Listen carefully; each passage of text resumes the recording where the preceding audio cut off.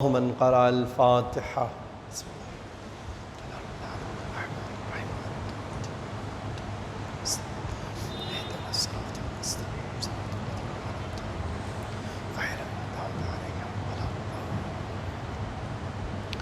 لا حول ولا قوة إلا بالله العلي العظيم. أعوذ بالله السميع العليم من الشيطان الرجيم. بسم الله الرحمن الرحيم. الحمد لله الذي لا يبلغ مدحته القائلون ولا يحصي نعماءه العادون ولا يودي حقه المجتهدون، الذي ليس لصفته حد محدود ولا نعت موجود ولا أجل ممدود. فطر الخلائق بقدرته ونشر الرياح برحمته ووتد بالصخور ميدان أرضه. ثم الصلاة والسلام والتحية والإكرام على بشير النذير والسراج المنير حبيب إله العالمين أبي القاسم المصطفى محمد. اللهم صل على محمد وعلى آله الطيبين الطاهرين المعصومين المظلومين الغر الميامين، لا سيما الإمام المبين بقية الله في الأرضين الحجة الثاني عشر الإمام المهدي المنتظر صلوات الله وسلامه عليه. أما بعد، فقد قال الله تعالى في محكم كتابه المجيد وفرقانه الحميد وقوله الحق: بسم الله الرحمن الرحيم. فلذلك فادع واستقم كما أمرت ولا تتبع أهواءهم. ایک صلوات پڑھیے محمد وعلى صلی علی محمد.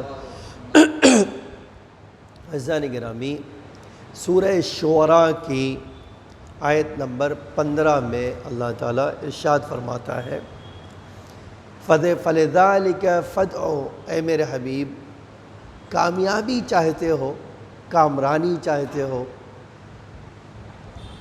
تو اللہ کی دعوت، اللہ کو ہمیشہ، اللہ کی طرف ہمیشہ بلاتے رہو، اللہ کو بلاتے رہو، اللہ کو پکارتے رہو. اور دوسری چیز وَاسْتَقِمْ كَمَا أُمِرْتَ، اے میرے حبیب جس طرح اللہ نے آپ کو حکم دیا ہے اسی راستے پر مضبوطی سے کھڑے رہیں. اور تیسری چیز وَلَا تَتَّبِعْ أَهْوَاءَهُمْ، اور اے میرے حبیب کسی کی خواہش کو اللہ کی خواہش پر ترجیح نہ دیجیے. آپ کا کام ہے اللہ کی خواہش پر چلنا، اللہ کی مرضی پہ چلنا، اللہ کی سنت پر چلنا، اللہ کے راستے پہ چلنا آپ کا کام ہے، آپ کی ذمہ داری ہے. وَلَا تَتَّبِعْ أَهْوَاءَهُمْ، اور کسی انسان کی خواہش کو فالو نہ کرے آپ. اور پھر اس کے بعد جو ہے تیسری جو ہے خصوصیت اللہ تعالیٰ نے بتایا: فَاسْتَقِمْ كَمَا أُمِرْتَ وَلَا تَتَّبِعْ أَهْوَاءَهُمْ، اور ہرگز کسی کی خواہش کو پورا نہ کیجیے. اس کے بعد آیا کہ اے میرے حبیب، اس کے بعد کا یہ جملہ قرآن کا ہے، آپ بھی غور کیجئے اس مسئلے کے اوپر کہ فَاسْتَقِمْ كَمَا أُمِرْتَ، اللہ نے جو حکم دیا ہے اس کے مطابق آپ کو چلتے رہنا ہے. اور اس کے بعد والا ہے وَآمَنْتُ بِمَا أَنزَلَ اللَّهُ عَلَيْكُمْ، اور اے میرے حبیب کہہ دیجئے میں ایمان لایا ہوں اس چیز پر جو اللہ تعالیٰ نے ان پر نازل کیا ہے. وَأُمِرْتُ لِأَعْدِلَ بَيْنَكُمْ، اور مجھے حکم دیا گیا کہ میں تمہارے درمیان انصاف سے کام کروں. اللہ ربنا و ربکم، تمہارا پروردگار اور میرا پروردگار ایک ہی ہے. وَلَكُمْ أَعْمَالُنَا، ولا تمہارا اعمال تمہارے ساتھ ہے. وَاللَّهُ يَجْمَعُ بَيْنَنَا وَإِلَيْهِ، اللہ ہمیں ایک دن جمع کرے گا اور ہم سب کو اسی کی خود بارگاہ میں اسی کے پاس جانا ہے۔ تو یہ جو آیت ہے سورہ شعراء کی، خداوند عالم نے 5 چیزیں بتائی ہے کامیابی. اللہ کہہ رہا ہے کہ کوئی آدمی بھی اس 5 چیزوں کے بغیر کامیاب نہیں ہو سکتا. ممکن نہیں ہے کہ وہ کامیابی ان 5 چیزوں کے بغیر حاصل کر لو. اچھا، آپ اب یہ 5 چیزوں کے بارے میں تھوڑی سی وضاحت کرنا چاہتا ہوں. اللہ کا رسول آیا کہاں تھا؟ کبھی آپ غور کریں گے تو اللہ کا رسول آیا کہاں ہے؟ جاہلیت کے دور میں. جاہلیت سے مراد ہم کیا لیتے ہیں؟ تاریخ کیا بتاتی ہے جاہلیت سے مراد؟ کہ جنہیں کھڑے ہونے کی تمیز نہ ہو، جنہیں بیٹھنے کی تمیز نہ ہو، جنہیں گفتگو کرنے کی تمیز نہ ہو، جن کو صحیح فکر کرنے کی تمیز نہ ہو، جن کے پاس کوئی ویلوز نہ ہو، جن کے پاس قدر و قیمت نام کی کوئی چیز نہ ہو، جن کے پاس اخلاق نہ ہو، جن کے پاس کردار نہ ہو، جن کے پاس فضائل نہ ہو، ایسی جو گروہوں میں بٹے ہوئے ہوں، جن کے پاس فخر اور مباحات کرنے کے لیے بھی کیا ہے؟ قبریں گنتے تھے. تو جس معاشرے میں اللہ کا رسول گیا تھا، اللہ کہہ رہا کامیابی چاہیے، تو ایسی صورت. اب میں لانا چاہتا ہوں آج کے زمانے میں. اللہ نے کہا جاہلیت سے کامیابی چاہیے تو یہ 5 کام. اب ایک سوال آج ہے جو میرے لیے اور آپ کے لیے بہت، آج کا زمانہ اس زمانے سے کتنا فرق ہوا؟ بس فرق یہ ہوا، آپ سنیے گا پھر آنا چاہتا ہوں بات کرنے. فرق یہ ہوا ہے کہ آج ہمارے پاس تعلیم ہے، ہم لکھنا پڑھنا جانتے ہیں. خوب، آج ہم جانتے ہیں کہ کون سے علم سے ہمیں کتنی روزی مل سکتی، یہ ہمیں اچھی طرح سے پتہ ہے. ٹھیک ہے، آج ہمیں پتہ ہے کہ کون سے کام کرنے سے ارننگ میں ہمارے اضافہ ہوگا. ہم یہ بات بڑی آسانی سے جانتے ہیں. آج ہم جانتے ہیں اس بات کو کہ ہم آرام دہ گھر کیسے بنا سکتے ہیں، ہے نا؟ یہ سب ہم جانتے ہیں. آج ہم لکھنا پڑھنا بھی جانتے ہیں. آج ہم اخلاق کیا ہے یہ بھی جانتے ہیں، فضائل کیا ہے یہ بھی جانتے ہیں، کردار کیا ہے یہ بھی جانتے ہیں، ہے نا؟ اچھی سوسائٹی اور بری سوسائٹی کی تمیز کر سکتے ہیں. لیکن جو چیز نہیں جانتے ہیں، میں حدیث پڑھ دیتا ہوں تاکہ اور میری بات آپ کے ذہن سے نزدیک ہو جائے. پیغمبر فرماتے تھے ایک زمانہ ایسا آنے والا ہے ایک زمانہ ایسا آنے والا ہے جس زمانے میں تم دیکھو گے بڑے ظاہری مسلمان ہیں، داڑھی بڑی ہے، ٹوپی بھی بڑی خوبصورت سے لگا کے رکھا ہے، ظاہراً مسجد میں بھی دوڑ دوڑ کے نماز پڑھتے ہیں. کہتے ہیں یہ ظاہر دیکھو گے اور یہ بھی دیکھو گے کہ ملنے میں بڑے ملنسار ہیں، بڑے اخلاق والے ہیں. لیکن عجب جملہ فرمائے، کہتے ہیں ان سب سے دھوکہ نہ کھانا، اس لیے کہ ان کے وجود میں ایمان دور دور تک نہیں پایا جاتا. اب آپ بتائیے، ایک زمانہ وہ تھا جس میں رسول اللہ ہے، ایک زمانہ ہمارا ہے. ایک اور حدیث پڑھتا ہوں، آپ دیکھیے کہ ایک زمانہ آئے گا جب دین کیا ہوگا؟ دینہم دنانینہم، جب تمہیں دین پیسہ مانا جائے. دین یعنی پیسہ. چاہے جتنا بڑا فاسق ہوگا، چاہے جتنا بڑا کافر ہوگا، چاہے جتنا بڑا گنہگار ہوگا، لیکن پیسہ جتنا بڑا ہوگا اتنا ہی اس کو اچھا مانا جائے. ٹھیک ہے. اب ایسی صورت میں کہ اللہ کا رسول کہہ رہا ہے کہ ایک زمانہ آنے والا ہے جب دینہم دنانیرہم، جب ان کا دین کیا ہوگا؟ ان کا پیسہ ہوگا. پھر وَقِبْلَتُهُمْ نِسَاؤُهُمْ، اور ان کا قبلہ کیا ہوگا؟ ان کی عورتیں ہوں گی. جہاں آج قبلے کا مطلب کیا ہوتا ہے؟ قبلے کا مطلب تو یہی ہے نا کہ ہم جس طرف رخ کر کے نماز پڑھیں، تو ان لوگوں کی پہچان ہوگی جس طرف رخ کریں گے. کب؟ جب ان کی عورتیں رخ کریں گی. یہ ایک اور عجیب جملہ ہے. ایک اور جملہ کہہ کے آنا چاہتا ہوں پھر ایک چیز اللہ کے رسول نے فرمایا، اور کیا ہوگا؟ ان کا دین پیسہ ہوگا، ان کا قبلہ ان کی عورتیں ہوں گی، اور پھر عجیب یہ ہے کہ ان کے پاس دین نام کا صرف جو ہے نام ہوگا، اس کے علاوہ کچھ نہیں ہوگا۔ آج ایک دوسری، اور اسی کے بعد ایک جملہ ایک اور حدیث میں دیکھا میں نے، جس زمانے میں عورتوں کے پاس نہ غیرت ہوگی، نہ عفت ہوگی، اور نہ ہی شرم ہوگی، ٹھیک ہے؟ اب ایسا زمانہ، اور جاہلیت کے زمانے میں فرق آیا یا نہیں آیا؟ فرق آیا، لیکن یہ فرق آیا، اب ایک جملہ سن لیجئے تاکہ ایک بچے نے، ٹھیک ہے، ایک داستانی صحیح لیکن اس میں ایک پہلو پایا تھا۔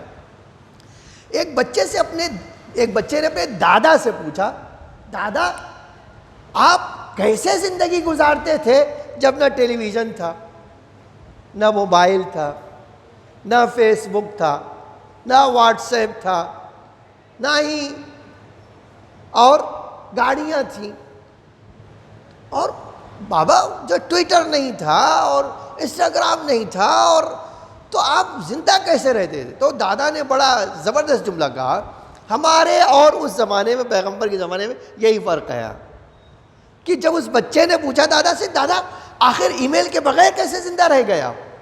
موبائل کے بغیر کیسے زندہ رہ گئے؟ ٹیلی ویژن کے بغیر کیسے زندہ رہ گئے؟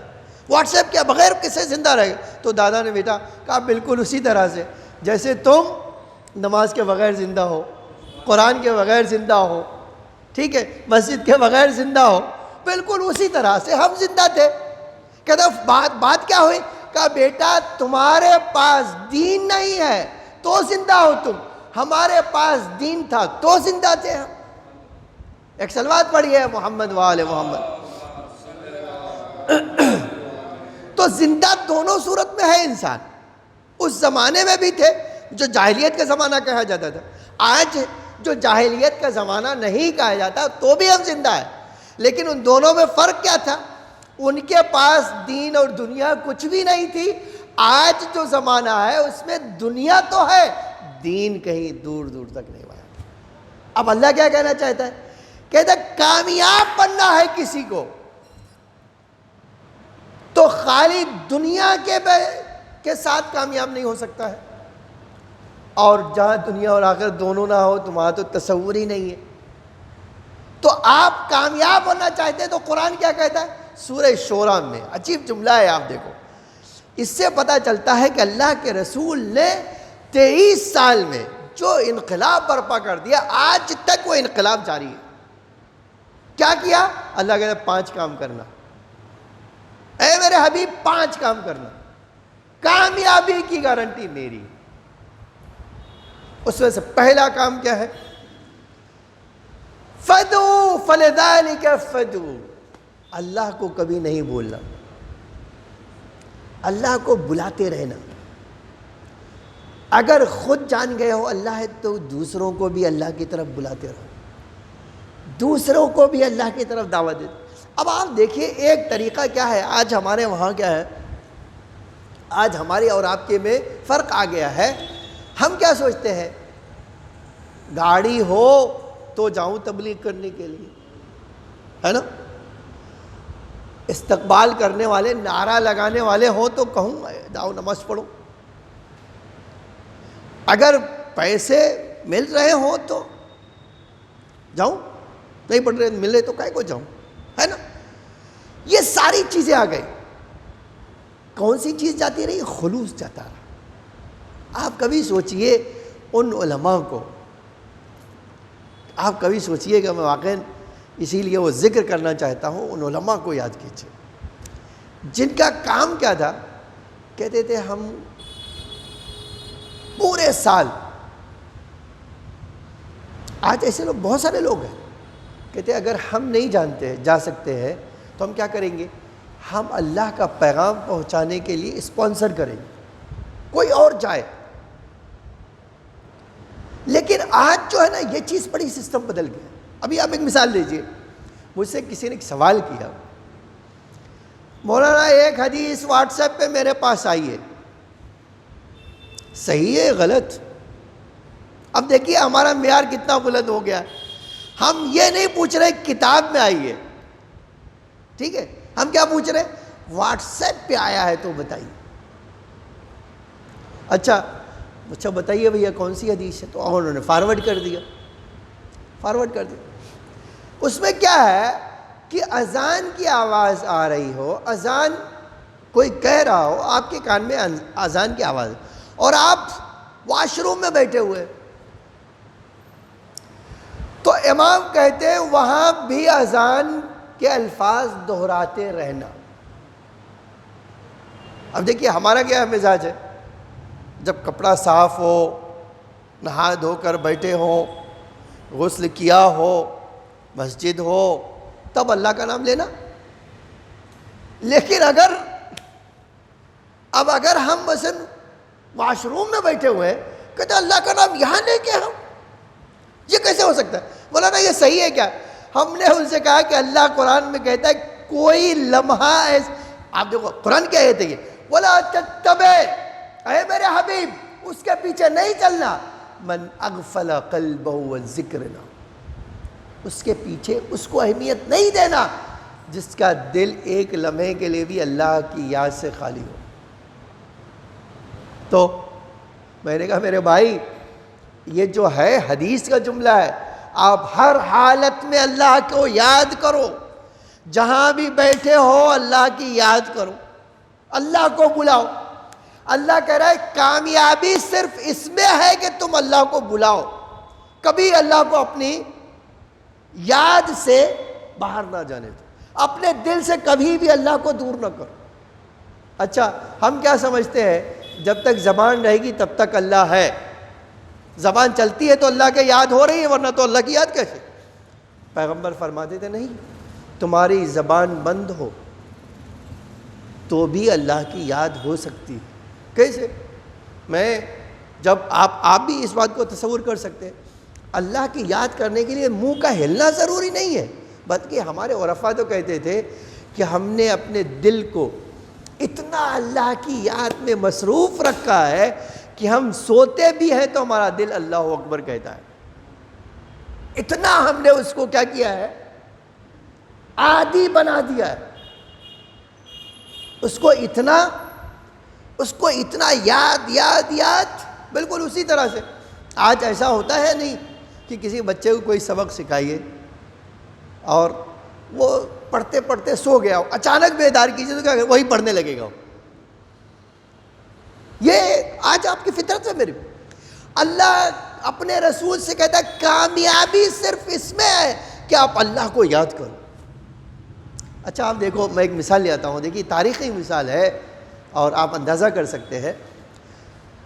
اللہ کے رسول کا بائیکاٹ ہو گیا, شعب ابی طالب بائیکاٹ کر دیا لوگوں نے, ہمارے وہاں کہتے حقہ پانی بند کر دیا ہے نا, آج بھی ایسا ہوتا ہے, حقہ پانی بند ہو گیا. سخت ترین جو ہے بائیکاٹ رسول اللہ کا ہوا, حتیٰ آپ دیکھو شادی نہیں کر سکتے تھے, کوئی لڑکی دینے کو تیار نہیں تھا, ٹھیک ہے, اٹھنا بیٹھنا نہیں ہو سکتا تھا, اب تک گھر سے باہر نہیں نکل سکتے تھے. شعب ابی طالب قید, بس پورے سال میں چند دن جب حج ہوتا تھا تو نکلنے کی اجازت تھی. اگر آپ اور میں ہوں, آج لاک ڈاؤن لگ گیا تو چند دن پہلے ہمیں پتا ہوتا ہے تو کیا ہوتا ہے, پورے ہمارے وہاں تو کوئی کسی نہ کسی چیز کی شارٹیج ہو جائے گی. اگر گورنمنٹ اعلان کرے کل سے لاک ڈاؤن تو کیا ہوگا, پہلی فرصت میں ہم چیزوں کو جمع کرنے کے لیے دوڑ جائیں گے. نہیں, اللہ کا رسول کیا کرتا ہے, جیسے ہی موقع ملتا ہے, جیسے ہی اس قید سے آزادی ملتی ہے, آ جاتا ہے مسجد الحرام میں, اے لوگو آؤ لا الہ الا اللہ کو کامیاب بنو گے. آپ کبھی سوچئے, جس کو آج ہمارے پاس تاریخی جملہ ہے کہ بی بی خدیجہ اسی جگہ پر کئی گنا پیسے دے کر سامان منگواتی تھی, نہیں تھا تو بھوکی رہی ہے, حتیٰ روایتوں میں ہے کہ چھلکا کھایا ہے درختوں کا, ٹھیک ہے. اب ایسی صورت میں تو ہمیں تو پہلے کیا کریں, جب آزادی ملے تو کیا کریں, بھئی یہ لیا اکٹھا کر لیں. اللہ کا رسول کیا کرتا تھا, نہیں. اور آپ دیکھو کس حد تک اللہ کا رسول دعوت دینے میں تاریخ نے لکھا، ایک واقعہ لکھا، دیکھیے بڑی عجیب بات ہے، تاریخ نے لکھا یہ، اسد ابن زرارہ ٹھیک ہے آیا مدینے سے مدد مانگنے کے لیے، اور تاریخ میں دوسرا واقعہ بھی، مکے کا ایک سردار، اب شعب ابی طالب سے پیغمبر باہر نکلے، آیا سامنے، میں آپ کے لیے ایک پرپوزل لایا ہوں، اے اللہ کے رسول میں ایک پرپوزل لایا ہوں۔ کیا پرپوزل؟ کہا میرے قبیلے میں 200 ینگ لڑکے ہیں اور سب تلوار چلانے میں ماہر ہیں، جنگجو، میں ان کا کمانڈر ہوں، میں کمانڈر ہوں، اے میرے اللہ کے رسول آپ کو خالی ایک چھوٹا سا کام کرنا۔ کہا میں کمانڈر ہوں اپنے قبیلے کا، 200 جوان میرے پیچھے پیچھے چلتے، میرے اشارہ جس سے کہوں جنگ کرنا جنگ کرتے، جس سے آپ کا ساتھ دینے کے لیے تیار ہو، کلمہ پڑھوں گا مسلمان بن جاؤں گا، یہ 200 قبیلے کے جو جوان ہیں وہ بھی پورا قبیلہ ہمارا مسلمان ہو جائے، بس ایک شرط، ایک ہی شرط۔ پھر کیا؟ آپ وصیت لکھ دو، جب آپ کی حکومت ختم ہو جائے تو ہم آپ کی جگہ پر آ کے بیٹھ جائیں، کرسی پہ ہم آ کے بیٹھ جائیں۔ آپ دیکھو ایک وقت تکلیف کا ہے، شعب ابی طالب میں ہے، یہاں ابھی گھیراؤ ہے، ابھی بائیکاٹ ہے، اور دوسری طرف سے یہ پرپوزل اچھا ہے نہیں، کوئی بھی کہے گا پرپوزل اچھا ہے۔ پلٹ کے کیا فرمایا پیغمبر نے؟ فرمایا اللہ نے مجھ سے کہا ہے کہ اگر مسلمان بنانا تو بغیر کسی شرط کے بنانا۔ ایک صلوات پڑھیے محمد و آل محمد۔ کسی شرط سے مسلمانی نہیں چاہیے، نہیں تمہارا تاریخ نے لکھا ہے وہ ٹھیک ہے، آپ کو میرا پرپوزل قبول نہیں تو میں چلے جاتا ہوں، چلا گیا ہوں۔ لیکن اللہ کے رسول نے کیا کیا؟ اللہ کے حکم کے اوپر عمل کرتے۔ آج یہی ہوتا ہے، میں اور آپ کیا ہے، جب اللہ کا ذکر کرتے ہیں نا، کوئی ہم سے منہ پھیر کے چلا جائے، پھر دیکھو اللہ میاں تو ہم تو اللہ کی بندگی کر رہے ہیں اور یہ ہم سے منہ موڑ کے چلا گیا۔ اللہ کے رسول اللہ کہہ رہا پرواہ نہ کرو، آپ کو کامیاب بننا ہے، آپ اللہ کو یاد کرتے رہو، بس آپ کا کام یہی ہے۔ آج یہ جملہ کہنا چاہتا ہوں، اللہ کے رسول کی یہی سیرت ان کو کامیاب بناتی۔ دوسرا جملہ کیا تھا؟ فاستقم کما امرت، ڈٹے رہنا، آپ ڈٹے رہو اسی پر۔ ایک بار کہہ دو، مجھے بہت یاد آتا ہے، ہمارے بہت سارے علماء نے یہ کام کیا، جانتے کیا؟ آج اسی سے مثال اسی لکھنؤ کی یہ سیرت میں ملتا ہے کہ جب قاضی القضات ہو گئے بادشاہ کے، تو بادشاہ گناہ کرتا تھا، جوا کھیلتا تھا، اور جمعہ پڑھنے آیا تو پہلے وزیر آ گئے، دیکھیے کچھ بات کیجئے گا، جوئے کے بارے میں بات نہ کیجئے گا، بادشاہ صاحب آ رہے جمعہ پڑھنے کے لیے، نہیں تو بڑی مصیبت آ جائے گی آپ کے لیے۔ اب بادشاہ کا پیغام آ گیا اور انہیں جمعہ پڑھانا ہے، خطبہ جمعہ شروع کیا جوئے کی حرام ہونے سے۔ اب وزیر تو پسینہ نکل رہا ہے کہ ارے بھائی کیا ہوگا، ابھی تو یہ اب کیا ہوگا۔ بادشاہ جو ہے اب جمعہ خطبہ ہو گیا، نماز ہو گئی، وہ چلے گئے، وزیر آئے کہ اب تو کیا ہوگا، اللہ میرا اور آپ کا کیا ہوگا؟ کہا جو ہوگا اللہ جانتا ہے، ہمارا کام اللہ کے ساتھ کھڑے رہے، بادشاہ کے ساتھ کھڑے رہے۔ اور جب وزیر نے کہا حضور میں نے تو جا کے کہہ دیا تھا، مول صاحب نہیں مانے، تو اس بادشاہ نے کہا کہ میں نماز پڑھ کے آیا ہوں تو مجھے پتا چلا ہے وہ اللہ کا بندہ ہے، میرا بندہ نہیں ہے۔ ایک صلوات پڑھیے محمد و آل محمد۔ اگر وہ یہ کام نہ کرتا تو میں سوچتا یہ اللہ کا بندہ نہیں، میرا بندہ ہے۔ میں اپنے بندے کے پیچھے نماز پڑھنے نہیں گیا تھا، اللہ کے بندے کے پیچھے گیا تھا۔ آج جب ہم یہی چیز کربلا میں دیکھتے ہیں نا، فاستقم کما امرت، میں نے روایت کے جملہ سنانا ہے آپ کو، آپ کبھی سوچئے، ایمان اس کو کہتے ہیں، اللہ کے لیے دعوت دینا اس کو کہتے ہیں۔ آپ مسلم ابن اوسجہ کے بارے میں ملتا ہے کہ مولا میں عثمانی ہوں، میں علی کے چاہنے والے نہیں تھے، لیکن جب کربلا آ گئے تو آپ دیکھیے ایمان کیسا تھا. کہا مولا اجازت دیجیے میں ان سے بات کروں. جاؤ بات کر کے آئے گا. سدھرنے والے نہیں مولا, اجازت دو میں آپ کی طرف سے جنگ کروں. ٹھیک ہے جاؤ. گئے, کتنے کو مارا اور شہید ہو گئے. جب شہید ہو گئے تھے, بڑے کمانڈر تھے, بڑے خاندان اور قبیلے کے تھے. امام کے صحابی جب ان کی لاش پر پہنچے تو کہتے تم نے اے مسلم, اے زہیر, تم نے کون سی قربانی امام کے لیے دی؟ لیکن روایت کہتی ہے کہ ادھر امام مسلم اور اس زہیر کا ماتم کر رہے تھے, دیکھا ایک چھوٹا سا بچہ اپنی کمر میں تلوار لگائے ہوئے خیمے سے باہر نکلا اور فوج کی طرف, یزیدی فوج سے لڑنے جا رہا ہے.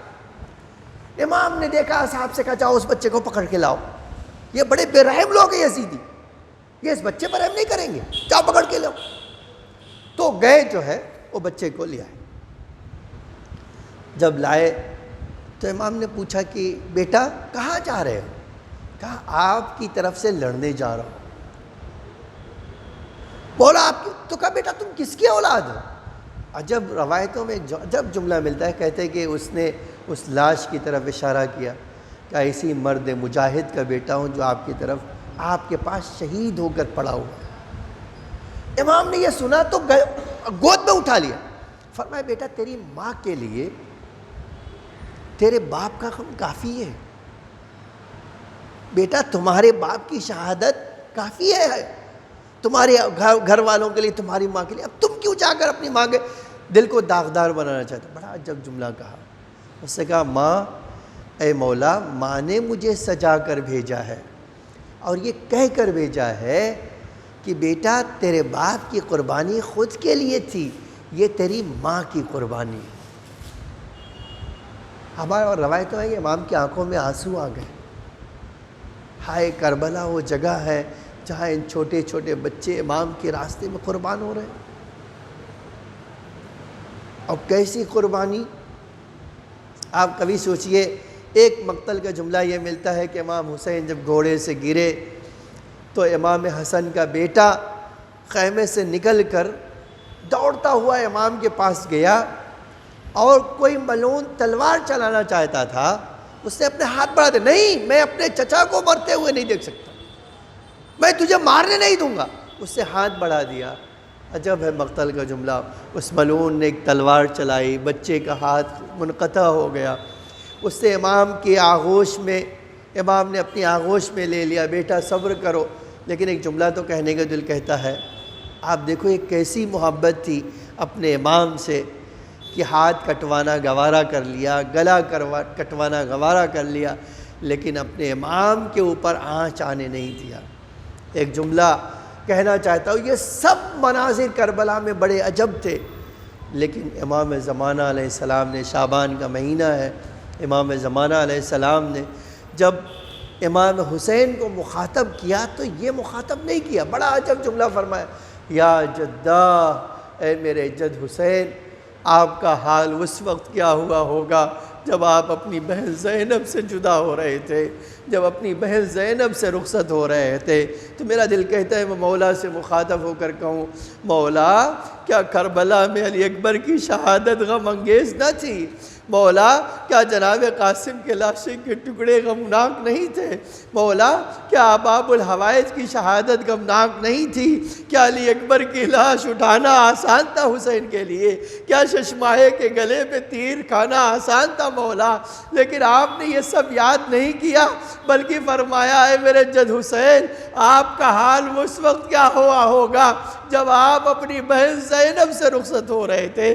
تو شاید امام جواب دے, ارے کربلا میں جب تک حسین زندہ تھے سیدانیوں کا ایک سہارا تھا, عباس مارے گئے میرا حسین زندہ ہے, علی اکبر مارے گئے میرا حسین زندہ ہے, ارے لاش قاسم اٹھا لیا لیکن میرا حسین زندہ ہے, ارے ششماہے کے گلے میں تیر لگ گیا لیکن میرا حسین زندہ. اب جب آقا حسین نے سلام کیا اے بہن زینب و کلثوم، ارے تم پر میرا آخری سلام ہو۔ ایک مرتبہ خیمے میں کوہرام مچ گیا، بی بی خیمے میں آئی، بھیا یہ کیسی صدا ہے، یہ کیسی سنانی ہے، بھیا خیمے میں آ جاؤ۔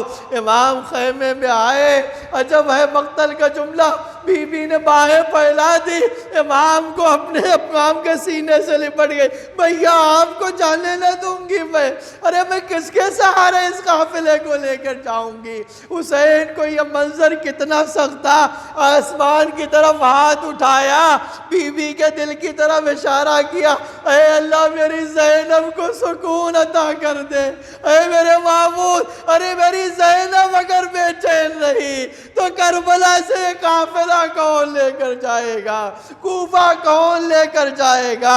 ارباب اعضاء، ارے ایک مرحلہ مکمل ہو گیا، لیکن آپ تصور کریں آقا کی یہ مصیبت کیسی مصیبت رہی ہوگی۔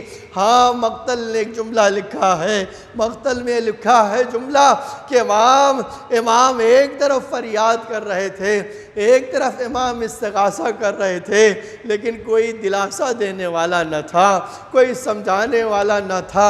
ہاں ایک چہیتی بہن تو تھی، ایک چہیتی بہن تھی جو فریاد کہتی تھی اور کہتی تھی، بھیا، ارے بھیا بتاؤ تمہارے بعد یہ زینب کس کے سہارے رہے گی۔ لیکن مقتل نے ایک جملہ لکھا ہے، مقتل نے ایک جملہ لکھا ہے، بی بی فریاد کر رہی تھی، جب امام نے دعا کر دیا، آقا خیمے سے باہر نکلنے لگے، ایک بار بہن نے آواز دی، مہلن مہلن یا ابن زہرا، اے زہرا کے لال دھیرے دھیرے جائیے۔ ایک بار امام نے پلٹ کر دیکھا، کہا بہن تم نے تو رخصت کر دیا تھا، اب کیوں روکنا چاہتی ہو؟